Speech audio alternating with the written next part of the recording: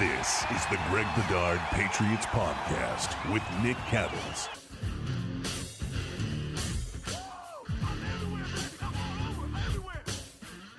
What's happening? We are always brought to you by Legends. Let's not forget about Legends, a premium athletic apparel built for the modern athlete, owned by some of your favorite athletes, including number 55 himself, Willie McGinnis. We'll get into the all-22 that Bedard finally had a chance to look at, thankfully, to some of the sources that he has. We'll get into the Saints, Patriots coming up at 1 o'clock on Sunday as well. But first, Greg, I know you've got some stuff to get off your chest regarding Tom Brady Sr. He had an interview, what else is new, saying that they, as in the Brady family, he and Tom, said Tom felt the same. They felt vindicated by winning last year. He said, damn right we did. And he also said that Bill Belichick wanted Brady out. Just some quick thoughts on what Brady Sr. said and how you feel about it all. Yeah, I didn't want to get too much into this, because we'll be probably talking a lot about it over the next week. But there were just some things I wanted to get off my chest after seeing Tom Brady Sr. talk with Tom Curran. Look,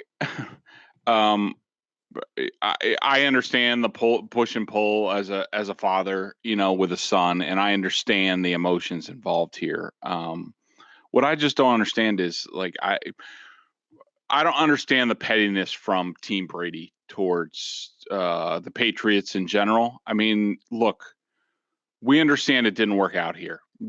I think we all agree that Bill Belichick's kind of screwed the pooch on this, that after the Atlanta Super Bowl, he just should have given Tom Brady a 5-year extension and just been done with it. And he didn't. And so, whatever. That's Bill. It's Bill being Bill. I think they take it personally, but Belichick would have done that to anybody. It didn't matter. It wasn't Tom Brady specifically. It was any aging, successful quarterback. Bill probably would have been like, look, you're 40 years old. I'm not giving you money. I'm just not going to do it. It's unheard of in the NFL. And so the Bradys were right. Belichick was wrong. We all understand that, Nick. I mean, we all know what the scoreboard is. We all know what they did last year. Why? I don't understand why they can't rest on the scoreboard. You were scorned. You went down there. You had great. Tom Brady Sr. makes up numbers on the number of touchdown passes he threw, inflates it. We understand. We saw you win a Super Bowl. It was Belichick had to watch you win a Super Bowl. That's all the vindication that you needed. And I don't like that Tom Brady Sr. is speaking for Tom Brady. Well, he's not junior or whatever he is. Tom should tell dad to shut up. And if Tom has things to say about this, then Tom should say it. Stop going through your father. Okay. And the last thing I wanted to say on this, Nick, is, and I went through this in Green Bay with the Packers and Brett Favre, and I understand all the dynamics. I understand all the, Brett Favre's brother would be talking to Channel 4 out of Milwaukee all the time. I understand all the dynamics. Okay. But what really irks me, and I'll probably write in this at some point, is in all this pettiness between the two sides. And look, there better be something in the Wickersham book that preceded the Brady camp doing this. Because if there's nothing in there and it's just some perceived slight or whatever, then they're in the wrong. But one thing I am disappointed in is that when they start getting petty like this, and look, the Patriots, I'm sure, are doing it just a lot more quietly. They're better at it than they are. The fans get lost in the middle. All right. And this is going to be a tough enough situation next Sunday night for these fans. Trust me, I lived it. I was in Green Bay with the Packers fan when Brett Favre came in a Vikings uniform. It's different. It's the equivalent of Tom Brady coming in with a really good team with the Jets or the Bills or the Dolphins. It's just different. At least he's coming in with the Bucks. But in all this pettiness and all this airing of grievances, you're missing the fans, and the fans are in the middle of this, and I don't like it. And they deserve a little bit more respect, where all these guys, all they do is fight it out without thinking of those people. And those people have invested a lot of time and tears and laughter and all sorts of things in Tom Brady and Bill Belichick and the Patriots. And now the more petty it gets, the more you make these people choose sides. And I think that's just unfair for everybody. 3 very quick things before we move on. First of all, Bill's decision after the Falcons Super Bowl. I don't think it's an egregious mistake at the time. Again, like you said, Greg, Brady's 40 years old. I don't know how many organizations. Look at what the Packers are doing with Aaron Rodgers. Look at how these things work. Drew Brees with the Saints. When you get to the late 30s, you get to 40, teams are not going to commit 5 years. They're not going to sit there and say, oh, we'll pay you until you're 45. No team on God's green earth would do that. I'm sorry. No team would do it. Look at what Tampa's doing right now. Brady played great. They're going year to year for all intents and purposes. So did he lose that? Of course he did. The scoreboard, as you said, Greg, reads Brady 1, Belichick 0. But going back in time and looking at that decision, I don't know how many people at that time would have been super confident in Belichick's position to pay the money that Brady would want for the next 5 years to a guy who is going to be 45 at the end of the deal. If you give him that contract and Brady does fall off the cliff, which he never did, but let's say Brady falls off the cliff, I can guarantee you the same people that are saying, oh, Belichick messed this up, back then would go, oh, well, Belichick screwed the pooch. That's what happens when you give a 5-year contract, when you commit to a guy who's 40 years old. So, yes, good for Brady. He proved Belichick wrong. He proved the entire world wrong by continuing to beat the crap out of Father Time. But I don't think Belichick's decision back then was so ridiculously egregious. Second of all, let's not forget that Tom went to Tampa. Tampa was a perfect place for Brady as far as weapons, roster, coaching staff. And you have to give some credit to the rest of the team for getting and winning the Super Bowl. Yes, Brady was great at times, but through a chunk of last season, he wasn't very good. But he had Mike Evans, he had Godwin, he had Gronk, he had Brate, he had 2 really good running backs, he had a top 10 analytically offensive line. So he went to a team that had a lot of weapons. People get lost at Tampa. Oh, they were 7-9. They were 7-9 with their starting quarterback throwing 33 interceptions. Get out of my face. And finally, I think what we can do looking at this relationship between Brady and Belichick that is going to just be pounded into people's heads until they submit over the next 10 to 12 days.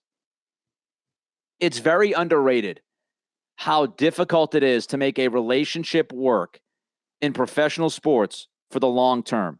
And that's not even including the fact that you are talking about the guy who people think is the greatest coach of all time and the guy who is the greatest quarterback of all time. There's a lot of ego. There's a lot of pride. And it's very, very difficult when every year people are talking about whose legacy is better. We don't have relationships that last 20 years in pro sports very often.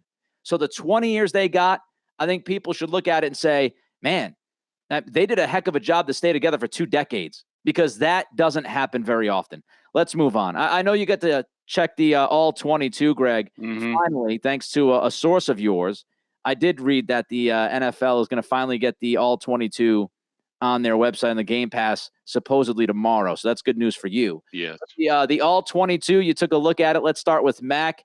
Anything to add to the prior thoughts we had earlier this week? Yeah. So it was interesting going back and seeing, the context matters. You can't tell on the TV copy where the routes are going, how the defense is reacting, who's really open. And I went through every pass and I graded the decision on, was it a good read? Was it A- read? Was it a no decision? A no decision would be like a design screen pass or quick pass, and neutral, where I couldn't really tell. Like, I think the sort of flea flicker, the much debated flea flicker, I put in the neutral category, just because. Look, was Nelson Aguilar open in the end zone? Yeah, but there was a defensive back trailing him, or at least trying to make up. And if Mac Jones throws it, it might take a little bit of time. And I would say the completion percentage on that would be around 60-65%. Where you have Jonnu Smith, underneath with a defender much further behind. And the guy on top of him was that cornerback going to cover Aguilar. So it should have been almost like a clear out situation. That's a 98% pass right there where you're going to complete it. He got, I think, 19 yards, and then they went on and scored a touchdown on the drive. So I don't really understand the debate about that play. I had Mac Jones for 17 good reads, 15 minus reads, 4 neutral, and there were 10 no decisions. So, 17 out of 26 attempts is 81% basically in terms of reading the play properly. And I think that's a great percentage for Mac Jones. I'm sure it was higher in week 1. I will be watching that film today and posting a column on it at BSJ. But I thought that Mac Jones did a really nice job in this game. I didn't have a whole lot to quarrel with him. There were a few plays, especially to Hunter Henry, and there was maybe another one to, I think, Jacoby Myers, where Mac Jones, when he sees it on film, is going to be like, you know what, next time I just got to throw this. And sometimes I'm a little quick on my reads, and he's basically admitted that this week. Yeah. But he's game 2 of a rookie quarterback.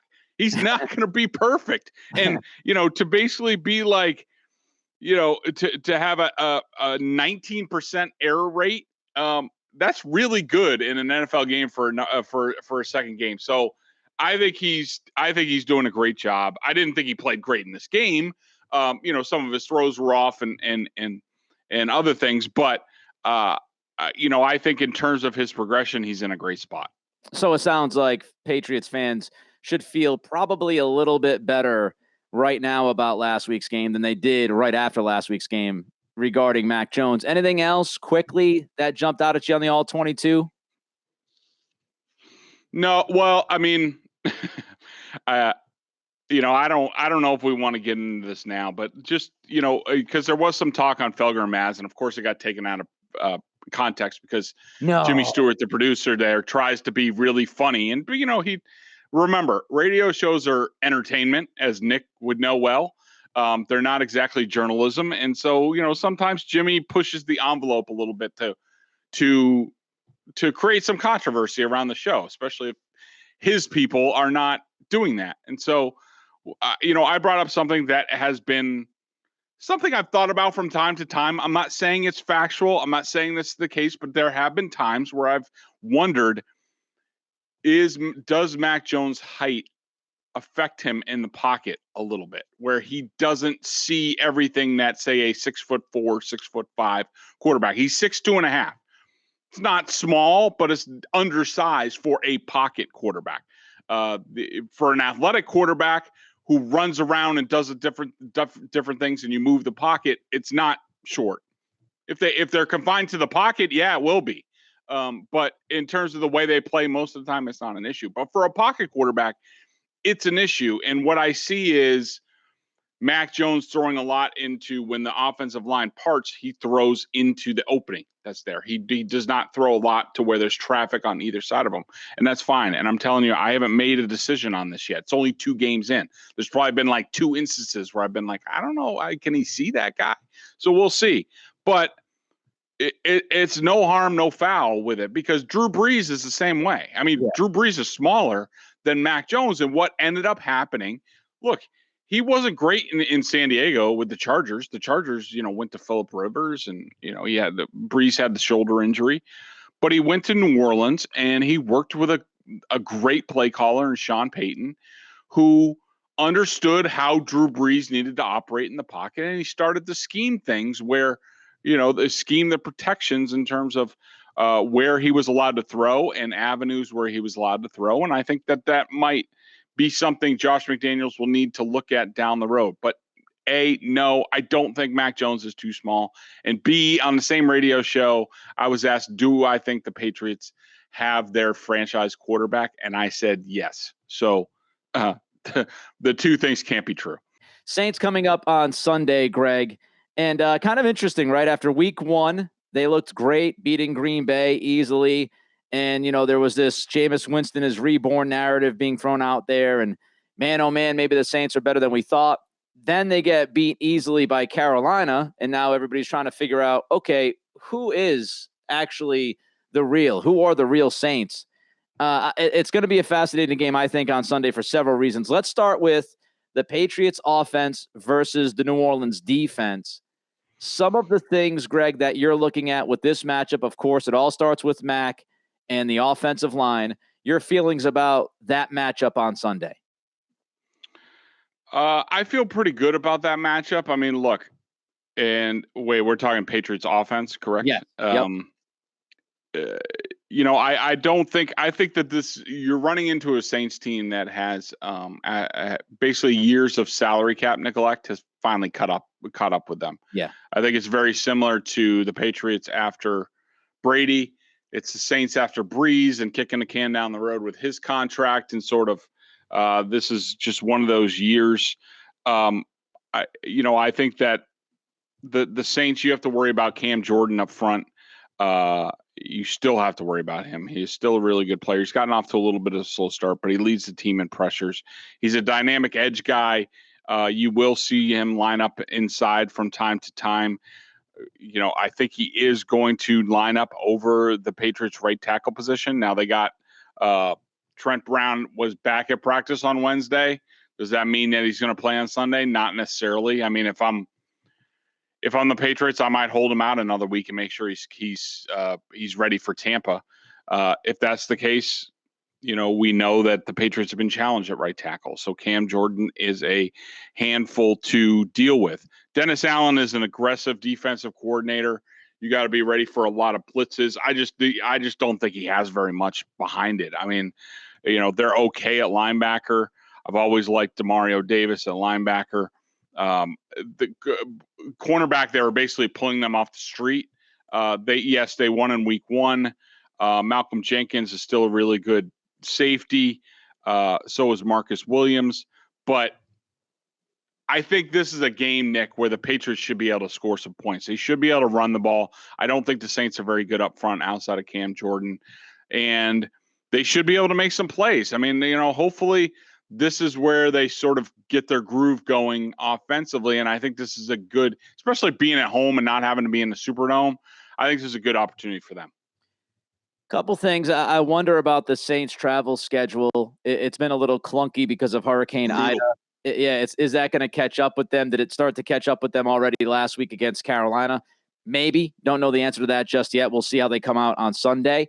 Of course, all eyes on Mac. What is his approach going to be? Is he going to take more shots? Is he going to hold the ball for a little bit longer versus last week after he said he was going to in the post game?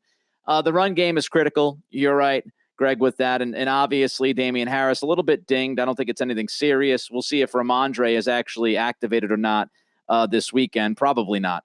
The offensive line is probably the hugest question, if not absolutely the biggest question coming up.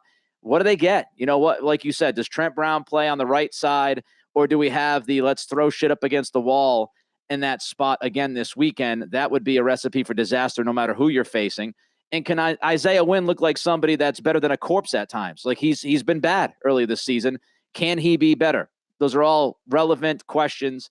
I want to see the tight ends involved early and often in this game. Yeah, I want to see Jonathan Smith used. I mean, we talk about his athleticism and they can hand the football off to him and throw screens and this and that. Let's get these guys involved, especially in the red zone. And finally, the defensive line, you hit on this a little bit, Greg. The Saints lost Hendrickson to the Bengals. He had 13, 14 sacks last year. Davenport is banged up again. So I don't know how much he's going to be doing if he does anything at all. And, Cam Jordan is the one dude to keep your eyes on. There's no doubt about that. Before we get to the New England defense against the Saints offense, we got to tell you about Legends, a premium athletic apparel built for the modern athlete, owned by some of your favorite athletes, including number 55 himself, Willie McGinnis. This stuff is sweet. The hoodie is awesome. The shorts. Greg talked about wearing the shorts over the weekend. Kids were questioning his decision until all of a sudden they said, "Wow, Dad, you look like Tom Brady in them shorts." This stuff is incredible. Tell them all about it, Greg.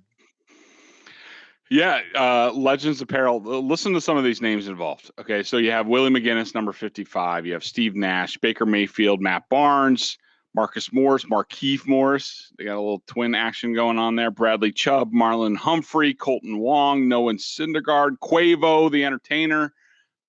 all sorts of people. They all came together and they said, we want to make affordable, high quality athletic apparel that you can wear anywhere. You can wear to work out. You can wear to hang out with the boys or the girls.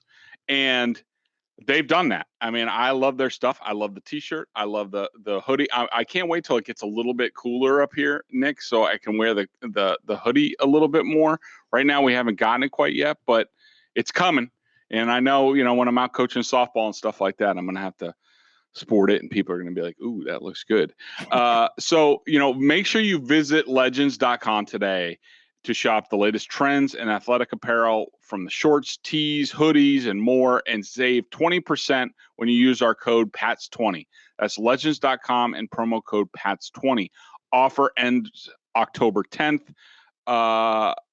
Couple other things: premium athletic apparel built for the modern athlete and streetwear inspired design for a style and comfort you'll want to wear all day. I can attest to it. It's really good stuff. Legends.com, PATS20, get 20% by October 10th. All right, Patriots defense against this New Orleans offense. As I mentioned a couple of minutes ago, after the Green Bay game, everybody was talking about Jameis Winston, and rightfully so. He was efficient. He was really good.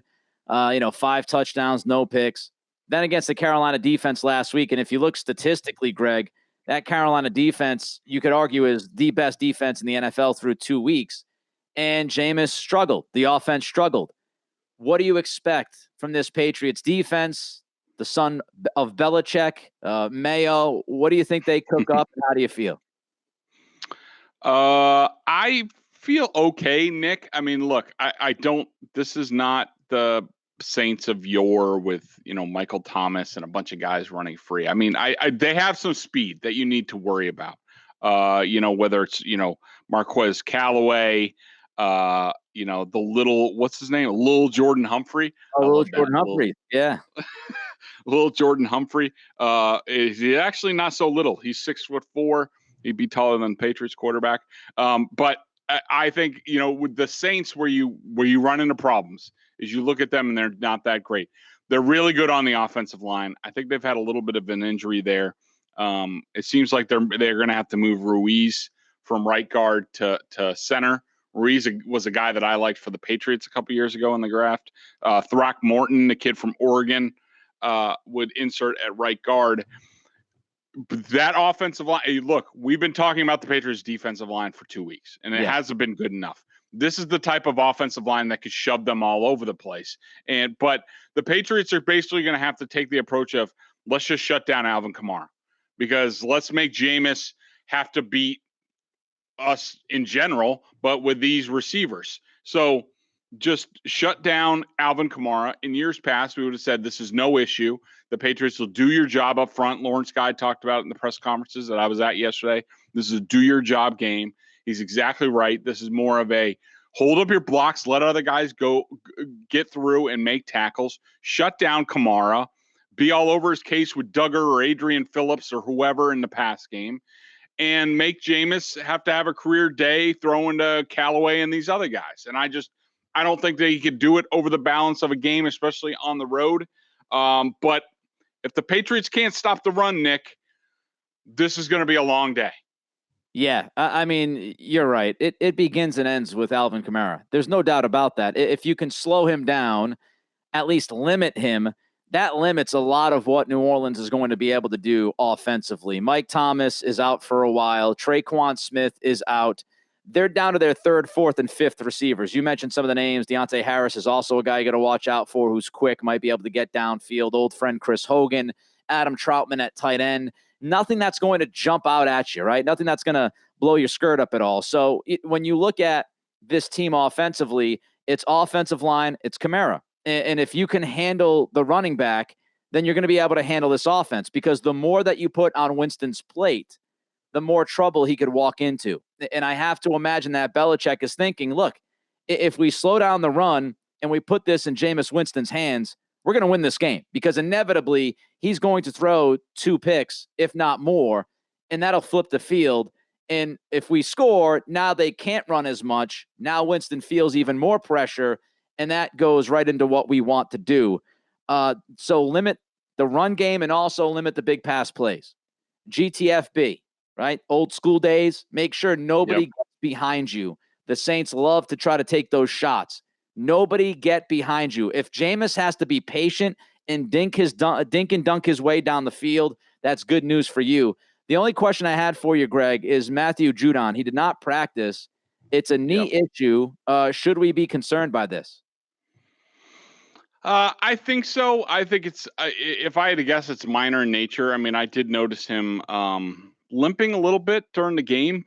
So that's never good. And you worry about long term. Look, I just think that if the Patriots are going to lose, they paid him a lot of money. You don't want to lose him. And he is a premier player in the front seven. But, let's be honest. If the Patriots are going to lose somebody at a position ever, edge would be the place. I mean, they have guys that they can't even get on the field, like Josh Uche and Chase Winovich. And, you have Kyle Van Noy and around, and Hightower can play there. He played on the line last week. And so, certainly something to be concerned about week 2. But I don't know. I'm not going to go crazy about it yet. And Kyle Van Noy looks like he should be back. Fingers crossed. Maybe possibly he'll be back with that throat issue. I just hope he got back at Hulk Hogan for the leg drop. The BSJ member question of the day, bostonsportsjournal.com. And listen, there's no better time, honestly, to check out BSJ right now. You get the Sox leading the wild card. How about Kyle Schwarbaum last night? Woo, doggy. 2 bombs last night from Schwarber. Sale with another win. He's undefeated on the season since he's been back. So you get the Sox, the wild card race going on right now with just a few games left. B's in camp now, C's in camp in about a week. So B's and C's are starting up. The Patriots are in full swing. I mean, come on, BostonSportsJournal.com. Their annual plan is $39.99. Of course, you get Bedard's analysis, coaches' film, weekly chats, all the good stuff. $39.99 on their annual plan. My guy, Greg, do we have a BSJ member question of the day? We do. And this is simple and to the point from Patrick Pendergast. Pendergast. Too many screens, Greg? I mean, I asked the question to myself too once I tabulated everything and was like, wait a minute, the 10 screens. Like I kept going through it. I'm like, man, every drive there were screens. At least one. It seemed like. And so, do I think there were too many? No, I don't. I thought that a lot of them were really well called. They weren't really well executed. And Josh McDaniels said in his press conference on Tuesday that they were dealing with a Jets front that was very aggressive. Now, they weren't calling a lot of blitzes, but they were zone blitzing a little bit. They were really looping the ends a lot, which was causing some issues in the running game and also with the pass blocking. And I thought that they were really all effectively called. I mean, even Nick, and we talked about it on the last pod, that play where it's basically like a read option, and then Mac Jones looks to his left and he's got, I think it was Aguilar, and he runs a screen and Mac kind of hesitated and went for 1 yard. Like even that play normally works. And what happens is normally the cornerback goes up for the screen or he drops back, and one of them is open. Either the screen's open or Jonnu Smith behind them on a slant is open. The cornerback just played it really, really well. I don't know if it was on accident. There was another play where C.J. Mosley literally at the snap did not move for about 3 seconds and just happened to find himself in a passing lane. That wasn't a screen pass, but it's just a play I remembered. He literally was like, it was a snap, and it was literally like 1 1,000, 2 1,000, 3. And then he stood up and he put his arm in and deflected the pass, and it was a seam pass to Jacoby Myers. And I was like, ooh, that's there. That's a good play. What the hell CJ Mosley doing there? He's not even supposed to be. There was play action on the play, and he literally didn't move. So I think CJ Mosley benefited by being lazy in on that play, or else it could have been about a 50-yard play for the Patriots. But anyways, I don't have a problem with the play calling so far. They're bringing a kid along a little bit by little. The screen passes are part of it. The Patriots need to have those at their disposal against faster defenses like Tampa coming up. So I think it's all part of the plan. I've been screaming about more screens the last 3 or 4 years, so I'm not. Oh, yeah, you have. I'm not going to start bitching now when they start throwing a lot of screens and say, too many screens. I can't have it both ways. So as long as they're calling the screens. And good job by statue C.J. Mosley. The New Orleans Saints, 1:00 kickoff on Sunday. Are the Patriots going to be 2-1 or 1-2? It's kind of a big game early on in the season because the first month you looked at it, you said the Patriots should likely be 3-1. We know week 1 didn't go their way. So many mistakes. They lose to the Dolphins. You probably don't feel good about the Buccaneers game on Sunday night. So if you want to finish the first month of the season at 500, you need this one on Sunday. We'll see if they can get the job done. He's Greg Bedard. I'm Nick Cattles. It is the Greg Bedard Patriots podcast brought to you by Legends, a premium athletic apparel company. We'll be back early next week to recap Saints, Patriots. Until then, everybody, enjoy your weekend.